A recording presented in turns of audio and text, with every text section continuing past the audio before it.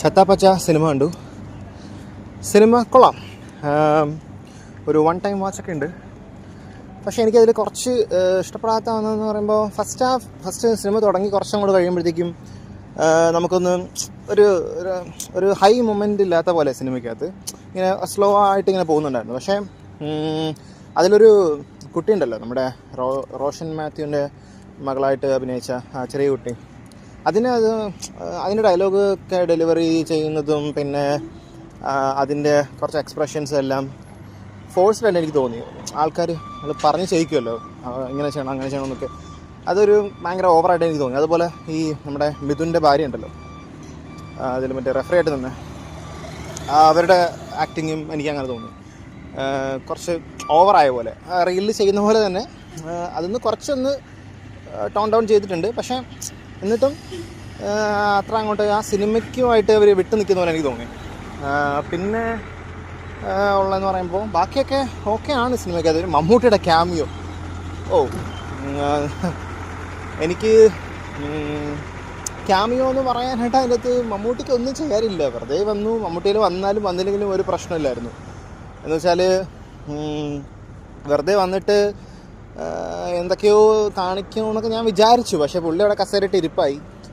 പിന്നെ അവരോട് അങ്ങനെ ചെയ്യും ഇങ്ങനെ ചെയ്യുന്നൊക്കെ, ഇങ്ങനെ മറ്റേ നമ്മുടെ ഭീഷ്മപർവത്തിലെ അവസാനത്തെ കട്ടിലേക്ക് കിടക്കുന്ന പോലെ ഇത് കസേരയായി. അപ്പോൾ പക്ഷെ എന്തെങ്കിലുമൊക്കെ കുറച്ചുകൂടെയൊക്കെ പുള്ളിക്ക് കൊടുക്കാമായിരുന്നു. അതും മാത്രമല്ല, ഒരു ചാപ്പറ വിഗ്ഗാണ് എടുത്ത് തലയിൽ വെച്ച് കൊടുത്തിരിക്കുന്നത്. കണ്ടപ്പോൾ തന്നെ എനിക്ക് ചിരി വന്നു. ഇങ്ങനെ ഒരു കെട്ടും കെട്ടിയിട്ട് ഇങ്ങനെ പൊങ്ങി നിൽക്കുന്ന ഒരു തൊപ്പി വെച്ച പോലെ ഒരു, അത് മാത്രം ചെറിയ പ്രശ്നമായിട്ട് തോന്നി. ബാക്കി ഫൈറ്റൊക്കെ ഭയങ്കര കിടിലമായിരുന്നു. ഫൈറ്റൊക്കെ നല്ല രസമുണ്ടായിരുന്നു. അതുപോലെ റോഷനും നമ്മുടെ ഹാരിസ് റഷീദനും മോൻ്റെ പേരും മറന്നുപോയല്ലോ, അർജുൻ അശോക്, അതുപോലെ നമ്മുടെ മറ്റേ കുപ്പി, അവരൊക്കെ നല്ല ഫാൻറ്റാസ്റ്റിക് ആയിരുന്നു. അവരുടെ ഫൈറ്റും അത് കൊറിയോഗ്രാഫി ചെയ്തിരിക്കുന്ന രീതിയും. പക്ഷെ മമ്മൂട്ടി ഇന്ന് ഫൈറ്റ് ചെയ്യാൻ തുടങ്ങിയപ്പോഴത്തേക്കും തിരിച്ച് ബാക്ക് ടു മറ്റേ രൗദ്രം അങ്ങനെയൊക്കെയുള്ള സിനിമ ഉണ്ടല്ലോ, ഈ പിടി, കൈ കൊണ്ടുള്ള പിടി, അങ്ങനെയുള്ള കുറേ സംഭവങ്ങളൊക്കെ വന്നിട്ട് നോർമൽ വേറെ ഏതോ ഒരു ഫൈറ്റ് മാസ്റ്റർ ആണെന്ന് തോന്നുന്നു അങ്ങനെ മമ്മൂട്ടിക്ക് ചെയ്ത് കൊടുത്തത്. പക്ഷെ കുറച്ചുകൂടെയൊക്കെ ബെറ്റർ ആക്കായിരുന്നു. മമ്മൂട്ടി കൊണ്ടുവന്ന സ്ഥിതിക്ക് എന്തെങ്കിലുമൊക്കെ ഒരു, അല്ലെങ്കിൽ ലുക്കെങ്കിലും ഒന്ന് കിടിലാക്കായിരുന്നു. പക്ഷേ എനിക്ക് മാത്രമാണോ ഒന്ന് വർക്ക് ആവാത്തെന്ന് എനിക്കറിയില്ല. എനിക്കങ്ങോട്ട് അതങ്ങോട്ട് സെറ്റായില്ല.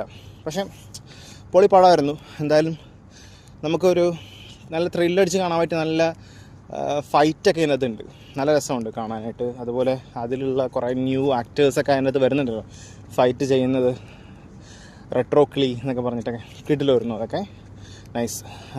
എന്തായാലും നല്ല പടമാണ്, തിയേറ്ററിൽ പോയി കാണാൻ ശ്രമിക്കുക എന്തായാലും.